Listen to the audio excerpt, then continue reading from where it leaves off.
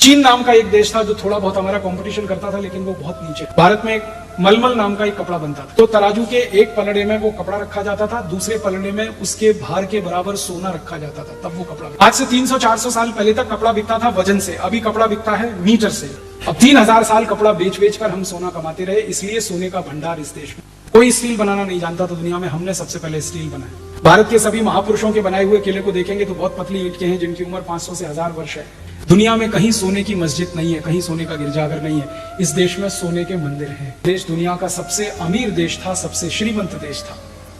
अंग्रेजों के दस्तावेज बताते हैं कि इस देश के बारे में जब अंग्रेज आए थे पहली बार, जब इस देश में उन्होंने प्रवेश किया, तो अंग्रेजों ने बहुत सारे सर्वेक्षण कराए थे इस देश के, सर्वे जिसको आप कहते हैं। उनमें पता चलता है कि भारत दुनिया में सबसे ज्यादा निर्यात करने वाला देश था अंग्रेजों के आने के पहले। पूरी दुनिया के बाजार में जितना सामान बिकता था उसका 33% माल अकेले भारत बेचता था। पूरी दुनिया में जो कुल उत्पादन होता था उसका 43% उत्पादन अकेले भारत में होता था, और पूरी दुनिया में जो कुल आमदनी होती थी उसका 27% आमदनी अकेले भारत की होती। कोई भी देश भारत के कंपटीशन में नहीं था उस समय। चीन नाम का एक देश था जो थोड़ा बहुत हमारा कंपटीशन करता था, लेकिन वो बहुत नीचे था। अब दुनिया के बाजार में 33% निर्यात करने वाला देश, दुनिया की कुल आमदनी का 27% अर्जित करने वाला देश, दुनिया के कुल उत्पादन का 43% उत्पादन करने वाला देश, तो सोने की चिड़िया ही हो सकता है। और इस देश को सोने की चिड़िया इसलिए कहा गया, 3000 साल भारत के लोग दुनिया के दूसरे देशों में जाकर अपना सामान बेचा करते थे। 3000 साल हम नेट एक्सपोर्टिंग कंट्री हुआ करते थे। हमारा कपड़ा बिकता था, हमारा लोहा बिकता था, हमारे लोहे के बहुत सारे सामान बिकते थे। 36 तरह की वस्तुएं थी जिनका निर्यात इस देश से होता था। हम जो कपड़ा बनाते थे दुनिया के बाजारों में कैसे बिकता था आप सुनेंगे तो हैरान हो जाएंगे। भारत में एक मलमल नाम का एक कपड़ा बनता था, सूरत में बनता था, मालवा में बनता था, दक्षिण भारत में कोयम्बतूर के आसपास बनता था। वो मलमल का कपड़ा जब दुनिया के बाजार में बिकने के लिए जाता था तो तराजू के एक पलड़े में वो कपड़ा रखा जाता था, दूसरे पलड़े में उसके भार के बराबर सोना रखा जाता था, तब वो कपड़ा बिकता था। कारण क्या था?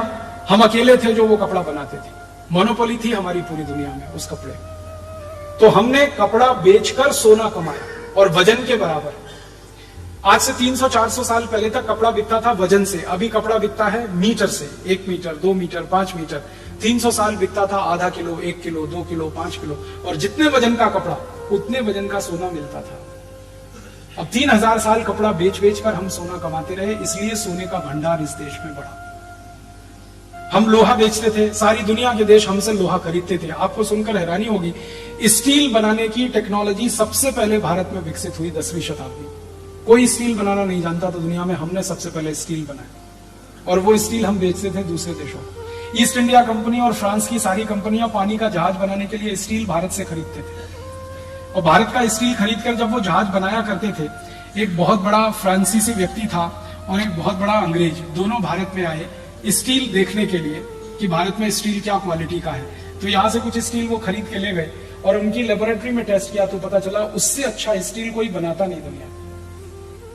उन्होंने 2 बातें कही। उन्होंने कहा भारत के स्टील में सबसे बड़ी क्वालिटी है कि ये रस्ट फ्री है, इसमें जंग नहीं लगता, कितने भी पानी में डाल के रखो। और दूसरी क्वालिटी ये है कि ये क्वालिटी में बहुत ऊंचा है, और तीसरी है कि ये सस्ता बहुत है।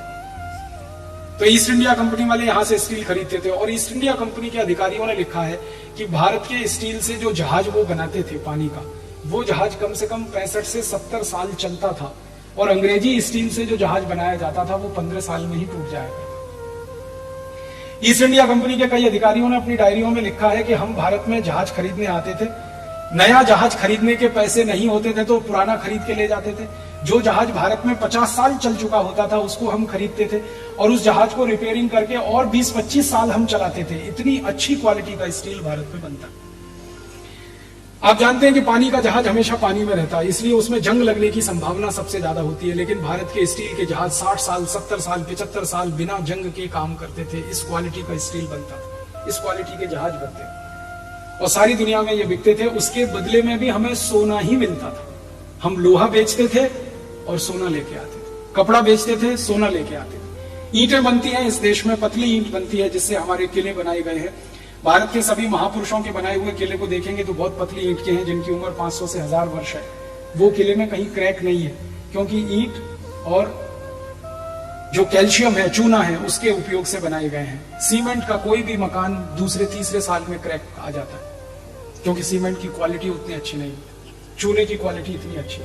चूना हम बनाते थे, ईंट बनाते थे, उसे बेचते थे, ऐसी 36 तरह की चीजें हम बना के बेचते थे। सब चीजों के बदले में सोना मिलता था, क्योंकि उस समय एक्सचेंज जो होता था वस्तुओं का, वो सोने से ही होता था। इसलिए हजारों साल दुनिया का सोना भारत में आया, और वो सोना इतना आया कि हमने उसको अपने शरीर पर पहना, शरीर पर लादा, घर में सजावट के लिए इस्तेमाल किया, फिर भी बच गया तो हमने दान कर दिया, और उसके मंदिर बन गए इस देश में।